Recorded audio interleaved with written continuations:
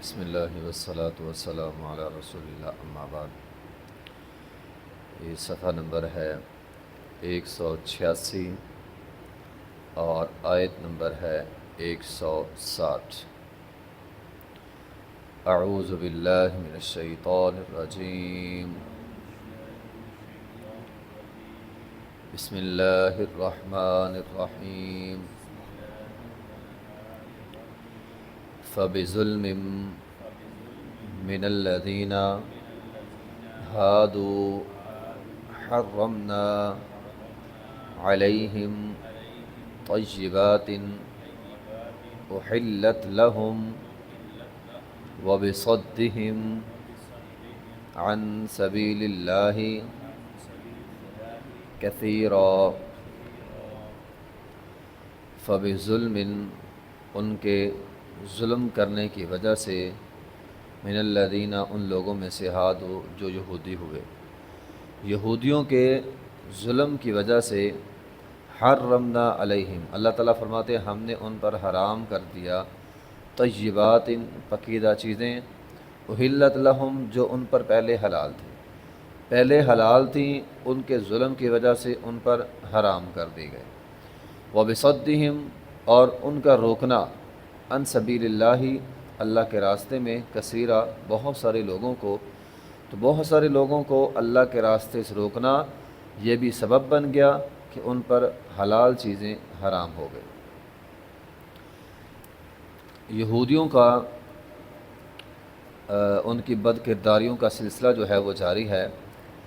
ان کا ایک مسئلہ یہ تھا کہ وہ ظالم تھے، دوسرا مسئلہ یہ تھا نہ وہ خود ایمان لاتے تھے، نہ دوسروں کو لانے دیتے تھے، اور اگر کوئی مسلمان مومن ہو جاتا اس کے ذہن میں ایسے شک پیدا کرتے، وہ بھی کہتا یار کیوں مسلمان ہو گیا، تو اسلام لانے والوں کے دلوں میں شک شبہ پیدا کرتے تھے۔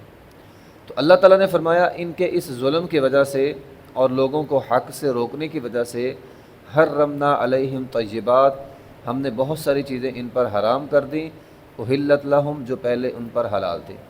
مثال کے طور پر حرمنا علیہم شحوم، اللہ تعالیٰ نے ان پر چربی حرام کر دی تھی، چربی نہیں کھانی۔ حدیث میں آیا فتح مکہ کے موقع پہ نبی علیہ الصلوۃ والسلام نے فرمایا اللہ تعالیٰ یہودیوں کو تباہ کرے، اللہ نے ان پر چربی حرام کی ہے، یہ کیا کرتے ہیں، ان کو پگھلا کر ان کی قیمت کھاتے ہیں، ہیلا سازی کرتے ہیں۔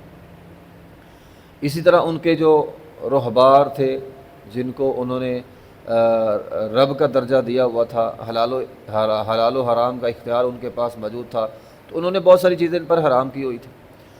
تو اللہ تعالیٰ فرماتے ہیں ان کے ظلم کی وجہ سے ان پر بہت ساری چیزیں حرام کر دی گئی۔ طیبات سے مراد بادشاہت بھی ہے، بنی اسرائیل اللہ تعالیٰ نے نبوت بھی دی تھی، بادشاہت بھی دی تھی، ان کے ظلم کی وجہ سے اللہ نے نبوت بھی لے لی، بادشاہت بھی لے لی۔ آج تک بھی آپ دیکھ رہے ہیں اسرائیل وہ بادشاہ نہیں ہے، ہاں دوسروں کے سہاروں پہ ہے، اکیلا کچھ بھی نہیں۔ تو اللہ تعالیٰ نے ان سے یہ نعمت واپس لے لی ہے، نبوت اور بادشاہت والی۔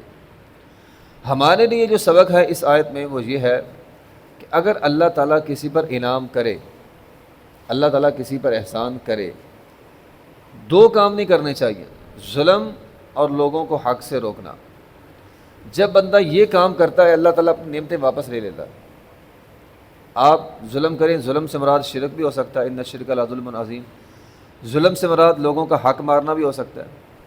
اگر آپ کو اللہ تعالیٰ نے اختیار دیا ہے، قدرت دی ہے، طاقت دی ہے، آپ کسی کا حق مارتے ہیں، کسی کو اس کا حق نہیں دیتے، تو یہ وہ ظلم ہے جس کی وجہ سے اللہ تعالیٰ دی ہوئی نعمت واپس لے لیتا ہے۔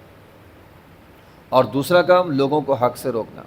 اچھا ہمارے یہاں یہ بھی مسئلہ ہوتا ہے، ایک تو بندہ خود کام نہیں کرتا، کوئی بھی نیکی کا کام، ایک ہے بندے نے نیکی کا کام کیا کوئی نہیں، دوسرا ہے خود کیا کوئی نہیں، کرنے والوں کو روک رہا ہے، کرنے والوں کے بارے میں باتیں، وہ جی یہ فلسطین کا فنڈ اکٹھا ہوتا ہے، یہ کون سا وہاں پہ جاتا ہے، ایک تو خود نہیں کیا، جو کر رہے ہیں ان کو بھی باتیں ہیں۔ تو یہ ایسی چیزیں ہیں، وَبِصَدِّهِمْ عَنْ سَبِيلِ اللَّهِ كَثِيرًا، اللہ تعالیٰ اپنی نعمتیں واپس لے لیتا ہے۔ تو ہم نے یہ دیکھنا ہے ہمارا شمار کن میں ہے، لوگوں کو روکنے میں ہے یا نیکی کے کام کرنے والوں میں ہے۔ اگر کوئی بندہ نیکی کا کام کرتا ہے، ہے تو نیکی کا کام نا، ہمیں پتہ چل گیا فلاں بندہ نیکی کا کام کرتا ہے، ہم اسے روک رہے ہیں یا اس کا ساتھ دے رہے ہیں؟ اگر اس کا ساتھ دیں گے تو اچھی بات ہے، اگر روکیں گے تو اللہ تعالیٰ اپنی نعمتیں واپس لے لے گا۔ اس لیے جو بھی بندہ خیر کا کام کرتا ہے، نیکی کا کام کرتا ہے، اس کی حوصلہ افزائی ہونی چاہیے۔ تو کم از کم ہم حوصلہ بڑھا سکتے ہیں، حوصلہ نہیں بڑھا سکتے ہیں، حوصلہ شکنی تو نہ کریں۔ بعض بندے انفرادی طور پر نیکی کا کام کرتے ہیں، فائدہ کو نہیں ہوتا، اور لو جی دیکھو جی اتنے سال سے کام کر رہا ہے، فائدہ ہی کو نہیں ہوا۔ وہ تو انبیاء کرام نے بھی سالہ سال دعوت کا کام کیا، فائدہ کو نہیں ہوا، کوئی لوگ بندہ مسلمان ہی کوئی نہیں ہوا۔ ابراہیم علیہ السلام جد الانبیاء ہے، ساری زندگی دعوت کا کام کیا، لوگوں کو سمجھایا، بندے ہی مسلمان کو نہیں ہوئے۔ تو اب کیا وہ ناکام ہو گئے؟ نہیں، انہیں ان کی محنت کا صلہ ملا ہے۔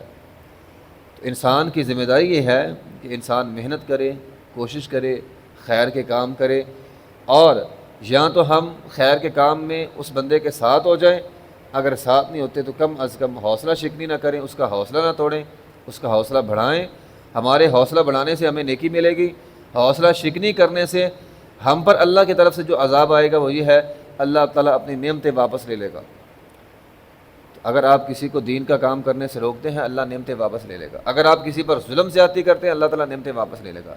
تو نہ کسی پر ظلم کریں اور نہ ہی کسی کو خیر کے کام سے روکیں۔